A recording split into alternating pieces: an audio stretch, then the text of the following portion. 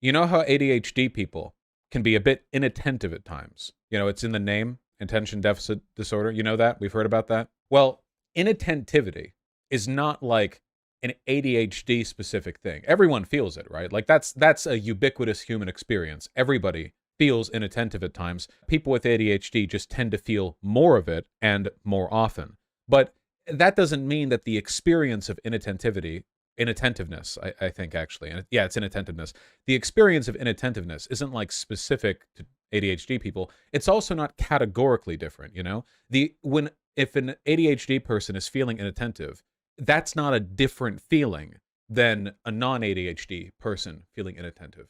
The argument that Foucault has made with regards to a number of our psychiatric conditions is that we've medically otherized some types of behaviors in ways that have caused us to develop negative attitudes towards them. How before, people who were autistic or ADHD were odd, but they were odd within a sort of confluence, a wavelength of how humans behave.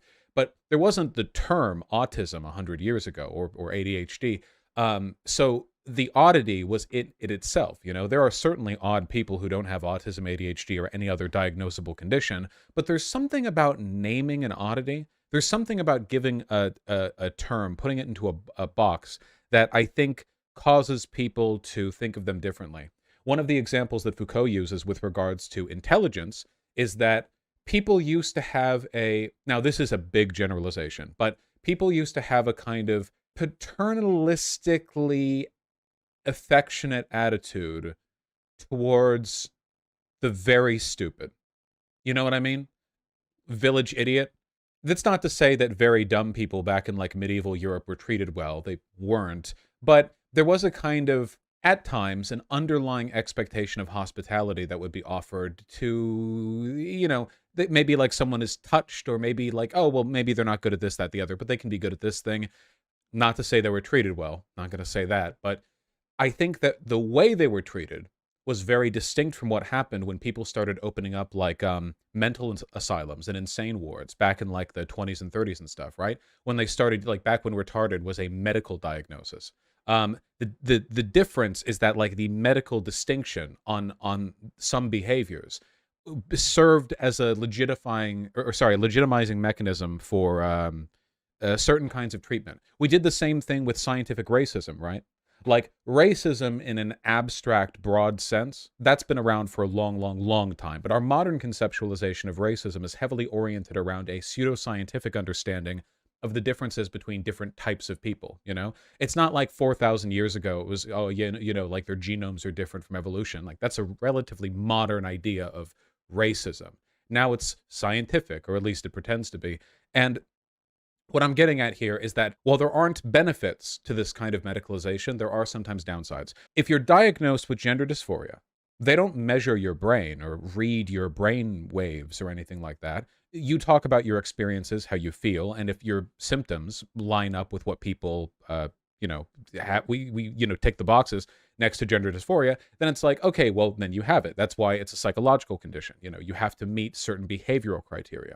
And of course, a lot of the things that trans people feel about their bodies aren't entirely dissimilar to a lot of the things that cis people feel about their bodies. Though people get angry when this gets pointed out, as we can see in chat. And the reason for that is because, like, fundamentally, we're talking about an extreme discomfort with the relationship between your mind and your body, the way your body is, the way in which you think your body adheres to certain expectations for both you and from society.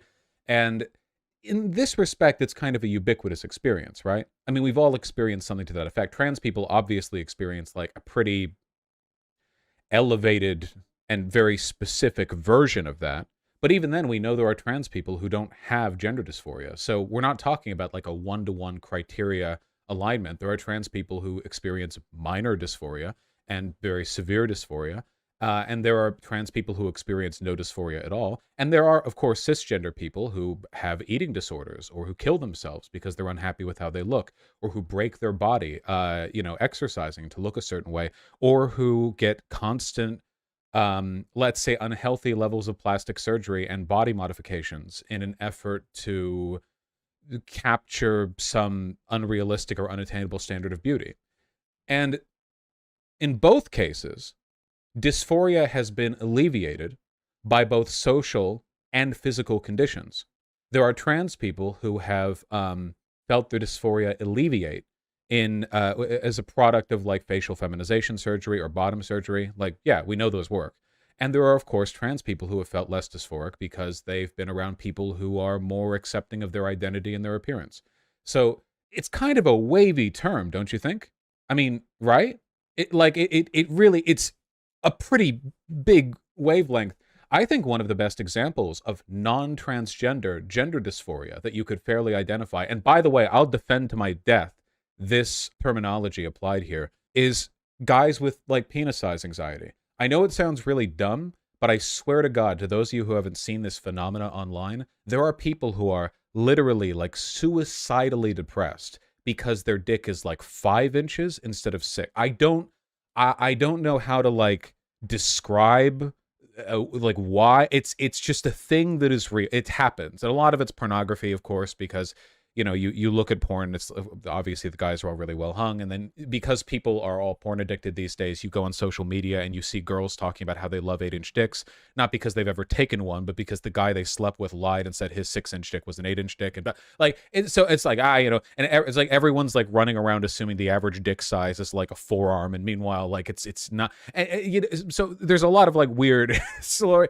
yeah, and if you couldn't call that gender dysphoria, I mean, if a trans man can feel gender dysphoria because he doesn't have a dick, I don't know how you couldn't say that a cis man couldn't if he's like really upset that his dick's not big enough. That's clearly a gendered like expectation of your body. We're clearly talking about the same kind of thing here. Maybe not to the same extent in all cases, but it's a wavy term.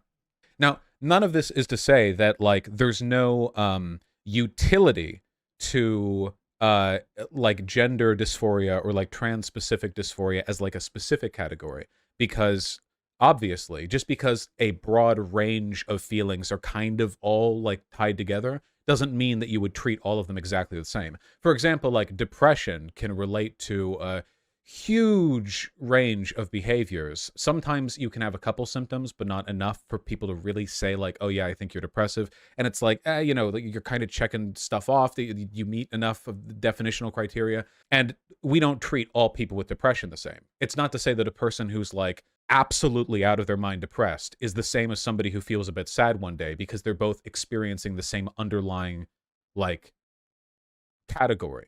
You know what I mean? I think people would take trans dysphoria, like transgender dysphoria, more seriously if we acknowledge the fact that these feelings are similar in a lot of trans people, right? Like being gay and being straight, the feelings that you're capable of having, sexual attraction, arousal, love, whatever, are the same whether you're gay or straight. Obviously, you're just directing it at different groups of people, and sometimes not even, you know, femboys, whatever. Trans and cis, I don't think it's as directly parallel as that, but at the very least, I think a little more of a parallel could be drawn. Yeah. So CDRCH says, yes, Vaush, I literally used this logic to explain dysphoria to someone earlier today. If you're talking about dysphoria, right? If gender dysphoria is where the term begins and ends, pretty difficult to explain that to a cisgender person, right? But every cisgender woman at some point has felt some kind of deeply burning anxiety about the shape of her face, or her weight, or her tit size, or whatever else. And guys with the dick size thing, or like guys freaking out about not being tall enough, or I think that if you looked at that and you went, okay, look, we all have like at times, you know, a desire to be different than as we are. And sometimes that desire is so significant that it causes people to get medical restitution, right? Like men who don't like their hair loss can get a number of procedures to address that. That is absolutely a chemical medical solution to a gender issue, right? You know, we haven't perfected dick size increasing technology just yet, but judging from the ads you see on the banners of porn sites, I think cisgender men have been pushing for that one for quite a while. Fuck, you can go to China and have your shins broken and refit so you're like 3 inches taller, can't you? Isn't that a thing, right? Like the leg lengthening surgery, right?